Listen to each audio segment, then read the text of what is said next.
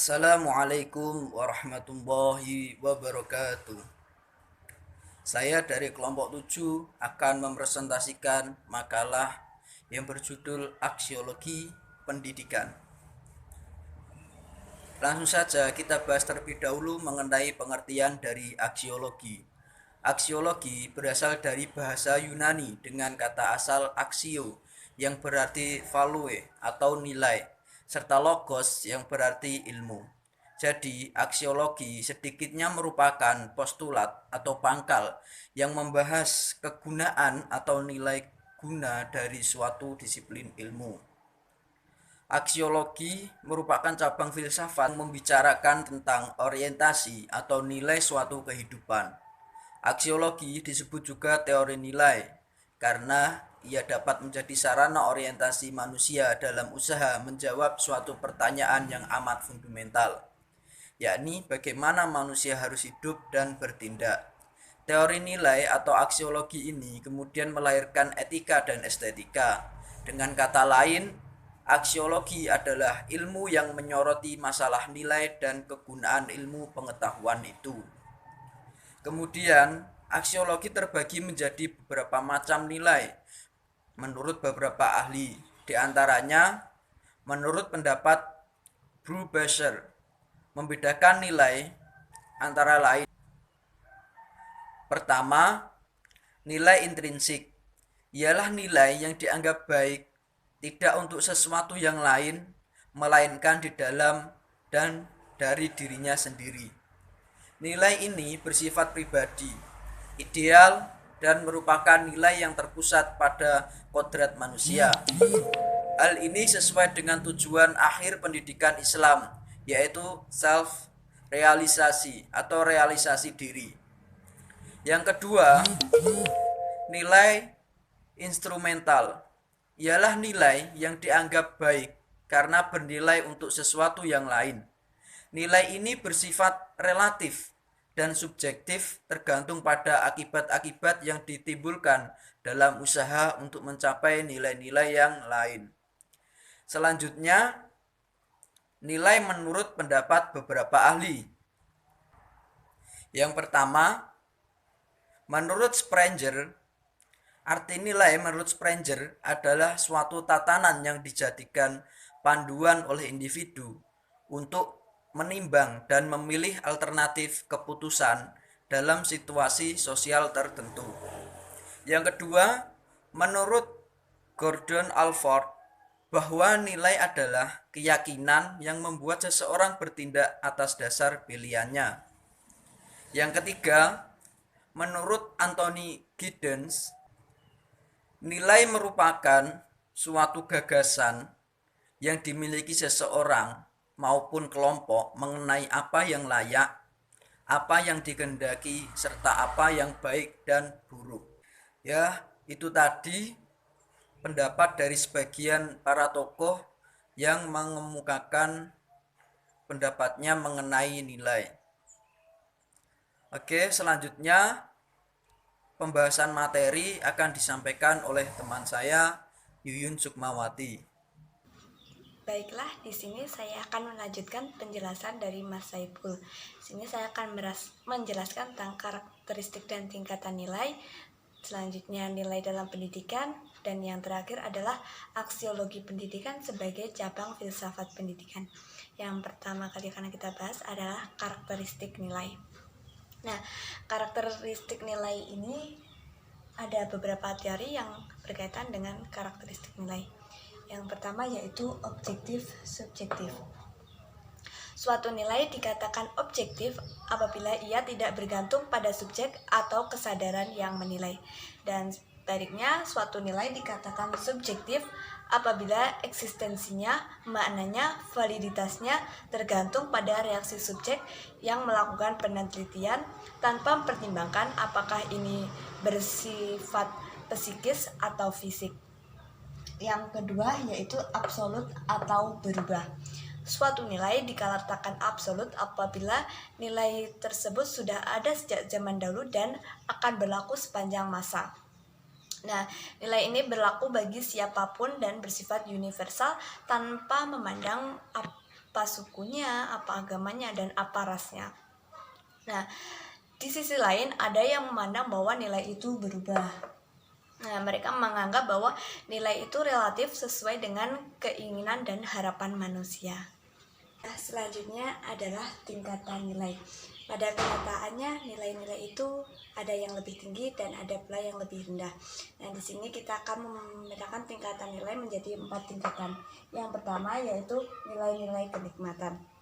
Nilai-nilai kenikmatan ini meliputi nilai-nilai kebendaan yang memuaskan secara jasmaniah dan menyebabkan seseorang merasakan senang. Contoh dari nilai-nilai kenikmatan ini yaitu rasa puas setelah makan enak ataupun rasa senang ketika memiliki uang banyak.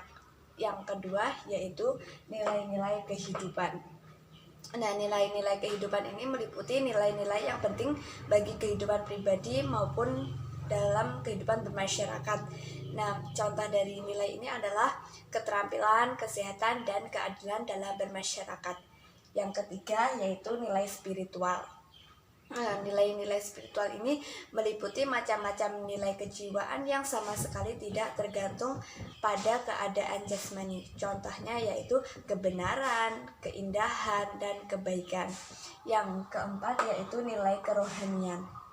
Nah, nilai kerohanian itu menyangkut hubungan antara pribadi dengan Tuhan.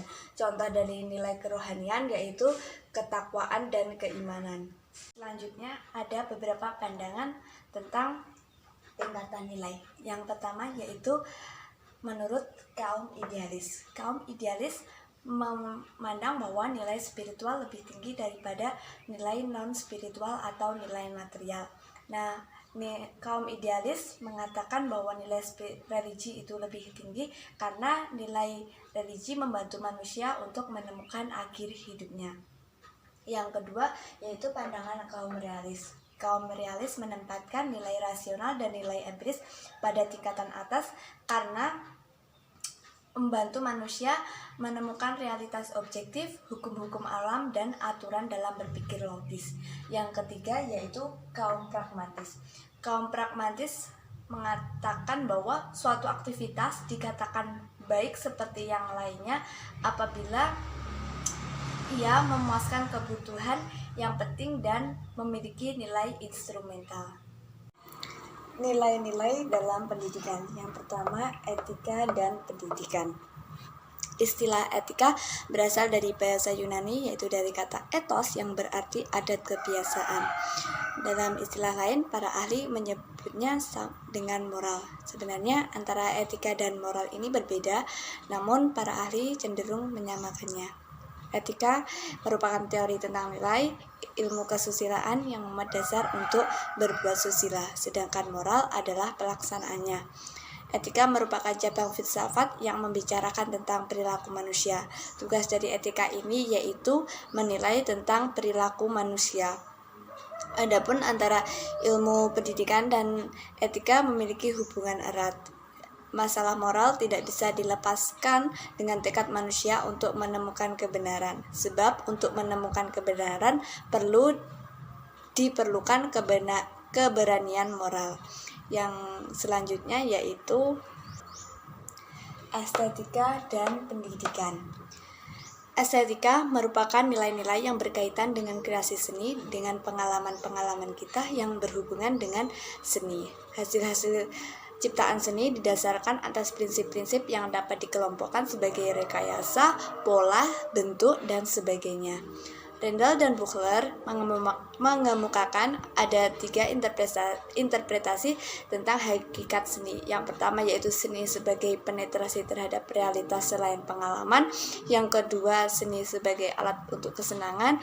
Yang ketiga, seni sebagai ekspresi yang sebenarnya tentang pengalaman.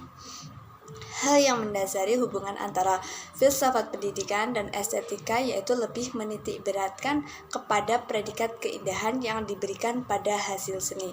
Lebih jauh dalam dunia pendidikan, hendaklah nilai estetika menjadi patokan penting dalam proses pengembangan pendidikan, yakni dengan menggunakan pendekatan estetis moral, di mana setiap persoalan pendidikan coba untuk dilihat dari perspektif yang mengikutsertakan kepentingan masing-masing pihak, baik itu guru, siswa, pendidik, pemerintah, serta masyarakat luas. Ini berarti pendidikan diorientasikan pada upaya menciptakan suatu kepribadian yang kreatif dan berseni. Yang terakhir yaitu aksiologi pendidikan sebagai cabang filsafat pendidikan.